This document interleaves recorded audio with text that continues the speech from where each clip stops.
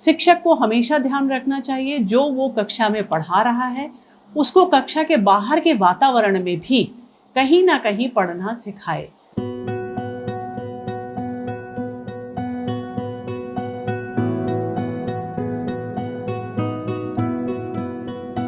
क्या आपके यहाँ भी कोई बौद्धिक अक्षमता से ग्रस्त है? क्या आप ऑटिज्म के बारे में जानते हैं? क्या आपके यहाँ भी किसी को सीखने और समझने में दिक्कत होती है? क्या ये बच्चे कभी कुछ कर पाएंगे? क्या ये हम पर बोझ हैं? क्या ये समस्या किसी को भी हो सकती है?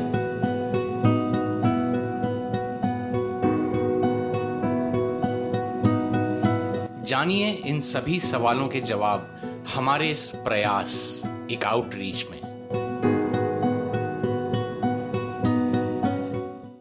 नमस्कार, पाइसम के इस कार्यक्रम प्रयास एक आउटरीच में आप सभी का स्वागत है। पिछले एपिसोड में हम लोगों ने बात की कार्यात्मक शिक्षण क्यों जरूरी है। आज हम लोग बात करेंगे कार्यात्मक शिक्षण होता क्या है और इसे कैसे दिया जाता है।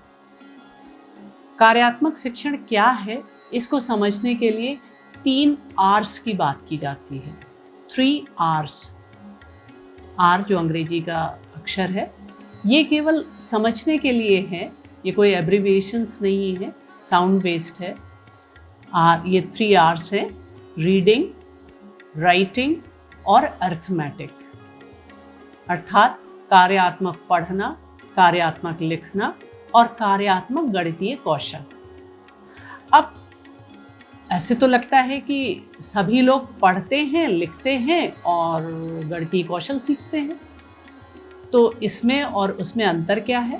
लेकिन यदि हम पारंपरिक शिक्षा की बात करें तो उसमें जिस भाषा को हम पढ़ते हैं उसी भाषा को हम लिखना भी सीखते हैं। उस भाषा में 2 या 3 भाषाएं हो सकती हैं और उन भाषाओं में ही अन्य विषय भी पढ़ते हैं। लेकिन कार्यात्मक शिक्षा में क्या है कि हम हो सकता है बच्चे को हिंदी भाषा में पढ़ना सिखाएं क्योंकि वो उसके लिए सुगम है, और अंग्रेजी भाषा को लिखना सिखाएं। तो इसलिए इसमें पढ़ना, लिखना और गणितीय कौशल ये 3 महत्वपूर्ण चीज़ें होती हैं। तो अब बात करते हैं सबसे पहले R की, यानी कि रीडिंग, पढ़ना सिखाना या पढ़ना सीखना। पढ़ना सिखाने के लिए भी बहुत सारी अप्रोचेस की बात की गई है। बौद्धिक अक्षमता से ग्रसित बच्चों को किस प्रकार से पढ़ना सिखाया जा सकता है या किस प्रकार से वो आसानी से पढ़ना सीख सकते हैं, इसके लिए बहुत सी अप्रोचेस हैं, बहुत सी विधियों की बात की गई है। उनमें से कोशिश करेंगे आज हम लोग कुछ विधियों को समझने की। लेकिन उससे पहले कोई भी बच्चा जिसे हम पढ़ना सिखाना चाहते हैं उसके अंदर कुछ पूर्व तैयारी होनी चाहिए पढ़ना सीखने के लिए, या कुछ ऐसे कौशल होने चाहिए जब हम समझ सकते हैं कि अब बच्चे को पढ़ना सिखाया जा सकता है। तो वो कौशल कौन कौन से हैं उनकी बात करते हैं। सबसे पहला कौशल तो ये है कि बच्चा अपने सामने मेज पर रखी हुई वस्तु को देख सके। दूसरा है किसी भी पुस्तक या किताब के पन्नों को उलट पलट कर सके। नेक्स्ट बात करते हैं कि जैसे 10 वस्तुओं को और चित्रों का आपस में मिलान कर सके। विभिन्न आकृति की वस्तुओं को आप छांट के अलग अलग कर सके। विभिन्न आकृति की वस्तुओं से मतलब है अगर हमने कुछ गोल चीज़ें रख दी हैं, मान लीजिए एक बास्केट में छोटी छोटी बॉल्स रखी हैं, पेंसिल रखी है, शार्पनर रखा है, इस तरह की कुछ भी जो चीज़ें रखी हुई हैं उनको हमने कहा जो लंबी चीज़ें हैं उनको एक तरफ रखो। उसमें स्केल हो सकता है, पेन हो सकते हैं, पेंसिल हो सकती है। इसी तरह से हमने कहा जो गोल चीज़ें हैं उनको अलग रखो। बच्चा कम से कम 3 विभिन्न आकृतियों की वस्तुओं को पहचान कर छांट सके। सामने रखी हुई सामग्री को रंगों के अनुसार छांट सकना। लाल रंग की वस्तुएं जितनी हैं उनको अलग रखना है, हरे रंग की वस्तुओं को अलग करना है, पीले रंग की वस्तुओं को अलग करना है। इसके बाद जानवरों, सब्जियों, फलों, इन सब के चित्रों या फ्लैश कार्ड्स को समूह बना सके। इनका जानवरों के फ्लैश कार्ड्स एक तरफ रखने हैं छांट कर, सब्जियों के फ्लैश कार्ड्स को एक तरफ रखना है, फलों को एक तरफ रखना है। अगर बच्चा ये सारे कौशल कर लेता है तो हम समझ सकते हैं कि बच्चे को पढ़ना सिखाया जा सकता है। अब बात करते हैं पढ़ना सिखाने की या सीखने की पहली विधि की, जिसे कहा जाता है संपूर्ण शब्द उपागम। अंग्रेजी में बोलते हैं होल वर्ड अप्रोच या साइट वर्ड वोकैबुलरी। जो शब्द बच्चा देख रहा है उसको पढ़ना सीखे।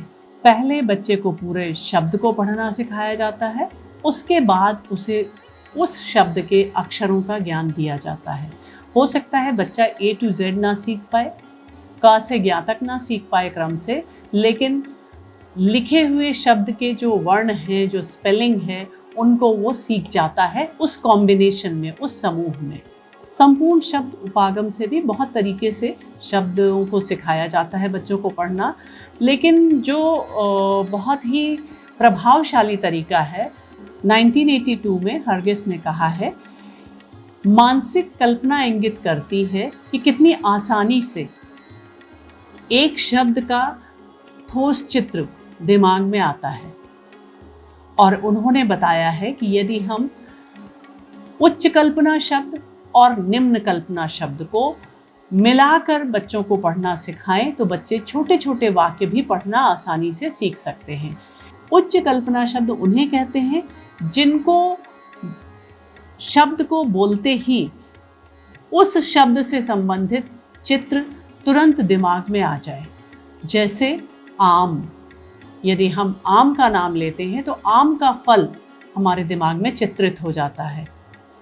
केला, गुड़िया, कुछ भी इस तरह के जो शब्द हैं, जो संज्ञा शब्द हैं, उनको पढ़ते ही उनका चित्र दिमाग में बन जाता है और उन्हें सीखना आसान होता है क्योंकि वो मूर्त रूप से हमारे सामने प्रस्तुत हो सकते हैं। अब निम्न कल्पना शब्द की बात करते हैं। निम्न कल्पना शब्द विशेष रूप से विशेषण शब्द होते हैं जिन्हें हमें उच्च कल्पना शब्दों के साथ जोड़ना होता है।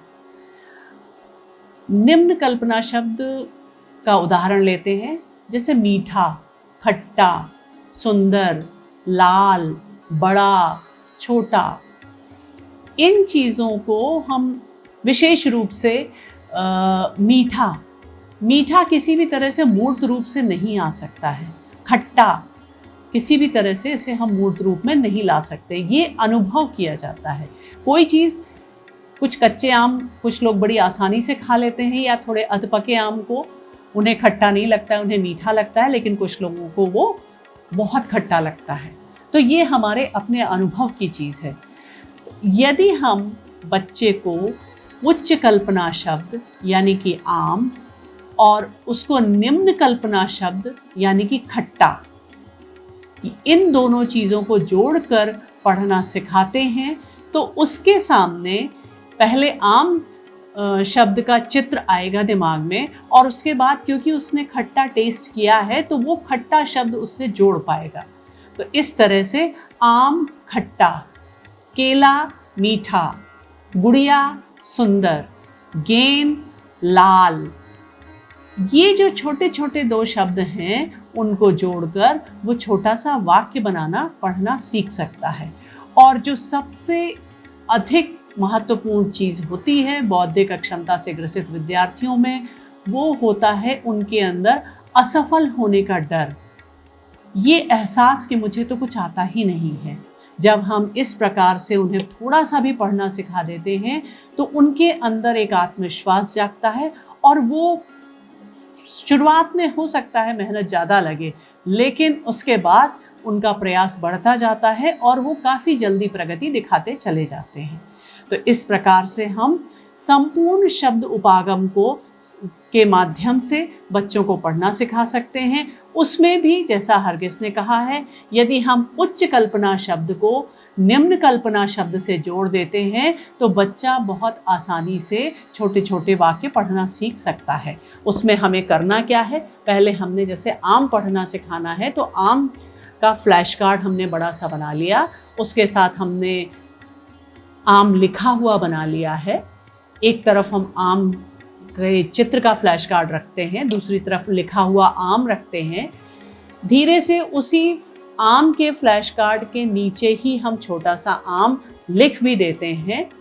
तो आम बना हुआ भी है, आम लिखा हुआ भी है। बच्चा उस चित्र से उस लिखे हुए शब्द को बार बार पढ़ रहा है, अध्यापक उसको बार बार बोलने का अभ्यास करवाता है। वो धीरे धीरे आम चित्र से जितना पहचानता है उतना ही उन लिखे हुए अक्षरों को भी पहचानने लगता है।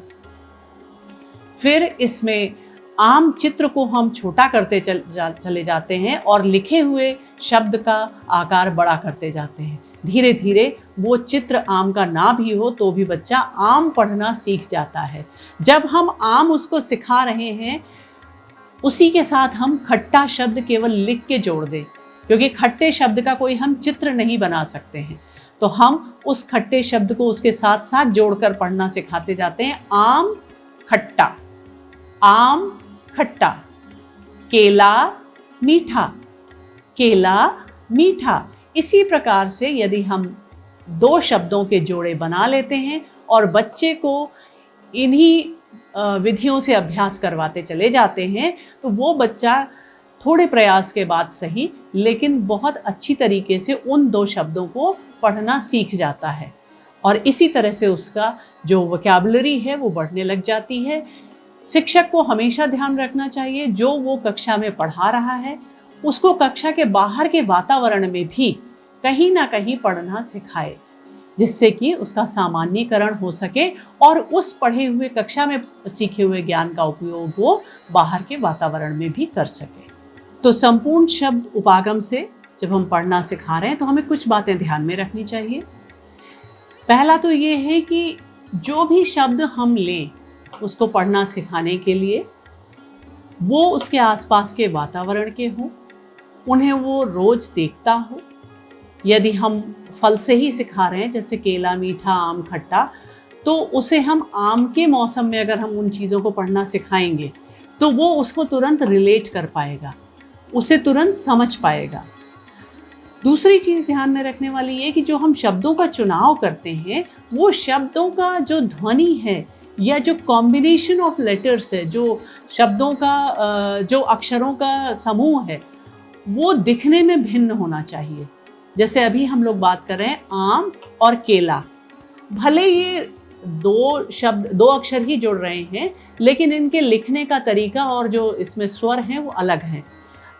आ म, केला एकदम डिफरेंट तरीके से हम बोलने में भी समझ पा रहे हैं और जो लिखा हुआ कॉम्बिनेशन है वो भी अलग है। तो शुरुआत में हमें जो अलग अलग शब्द हैं, अलग तरीके के शब्द हैं, उनको लेना है और उसके बाद थोड़ा समानता वाले शब्दों का हम चुनाव कर सकते हैं, जैसे आम, अनार, अंगूर, केला, मेला, किताब।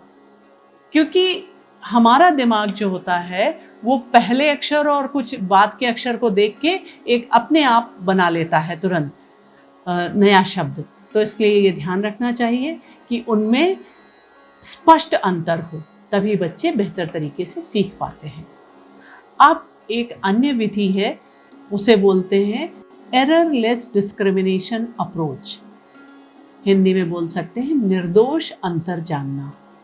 इसमें भी पूरे ही शब्द को सिखाना है लेकिन थोड़ा तरीका अलग है। इस पद्धति के बारे में वॉल्श एंड लैम्बर्ट्स ने 1979 में बताया था। इसमें क्या करते हैं, अध्यापक कुछ शब्दों को चुन लेता है और उन लिखे हुए शब्दों के फ्लैश कार्ड्स को छात्रों को दिखाते हुए जोर जोर से उस शब्द को पढ़ता है। जैसे छाता, तो उस शब्द को अध्यापक कई बार खुद जोर जोर से पढ़ता है, 4-5 बार। उसके बाद अपने जो क्लास के स्टूडेंट्स हैं उनको उसी शब्द को बार बार पढ़ने को बोलता है।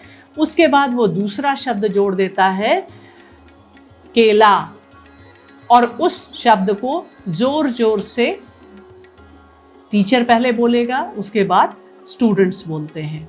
इस तरह से 3-4 शब्द शिक्षक लेता है। उन शब्दों को कई बार शिक्षक ऊंची आवाज़ में छात्रों के सामने दोहराता है। उसके बाद उन छात्रों को भी उन्हें दोहराने के लिए निर्देश देता है।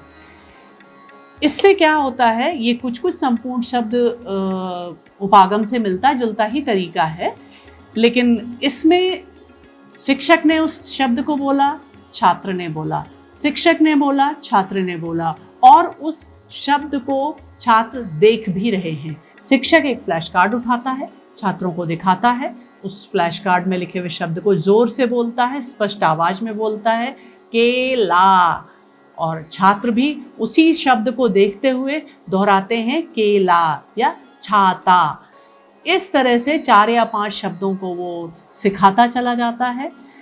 जब उन 4-5 शब्दों को बहुत से प्रयासों और बहुत सारे पीरियड्स के बाद बच्चे बोलना सीख जाते हैं, तब वो एक नया शब्द और जोड़ता है और उसमें से एक शब्द कम कर सकता है। लेकिन इसमें भी उन्हीं बातों को ध्यान में रखना है, जो शब्द शुरुआत में लिए जाएं उनमें स्पष्ट अंतर होना चाहिए, उनकी ध्वनि में भी और उनके जो स्पेलिंग का के जो लेटर्स का कॉम्बिनेशन है उसमें भी स्पष्ट अंतर हो। जब इस प्रकार का स्पष्ट अंतर वाले शब्दों का हम चुनाव करते हैं तो बच्चे काफ़ी बेहतर तरीके से सीखते जाते हैं। और इसी प्रकार से जब बच्चे स्पष्ट अंतर वाले शब्दों को सीख लें तो उसमें कम अंतर वाले शब्दों को भी जोड़ देते हैं। इसको और अधिक आगे सिखाने के लिए कुछ ऐसे शब्द चुन लिए जाते हैं, 4-5 शब्द, जिनसे एक छोटी सी कहानी बन सके। एक गुड़िया ली या और एक छाता है, पानी की बूंदें दिखा दी, कुछ इस तरह का बना दिया जाता है जिस और बच्चों से टीचर बोलता है कि आप कहानी सुनाओ। एक गुड़िया थी या एक लड़की थी, छाता लेकर जा रही थी, बारिश होने लगी, पैर उसका फिसल गया। इस तरह से कुछ कुछ शब्द कल्पना से जोड़ के और छोटे छोटे वाक्य बनाकर कम से कम उनको बोलना। तो अगर उसने छाता पढ़ लिया है, उसने गुड़िया पढ़ ली है और कुछ उसमें बीच में चित्र बने हुए हैं, तो वो एक छोटी सी कहानी भी पढ़ सकता है। तो हम लोगों ने पढ़ना सीखने से पहले क्या क्या कौशल बच्चे में होने चाहिए उनकी बात की, और 2 मुख्य विधियों की बात की जिस प्रकार से बच्चों को पढ़ना सिखाया जा सकता है। आगे आने वाले एपिसोड्स में हम लोग आगे इसी की और बात करेंगे। तब तक के लिए धन्यवाद। अपने सुझाव या जानकारी स्क्रीन पर दिए गए मेल आईडीज या फ़ोन नंबर्स पर आप साझा कर सकते हैं।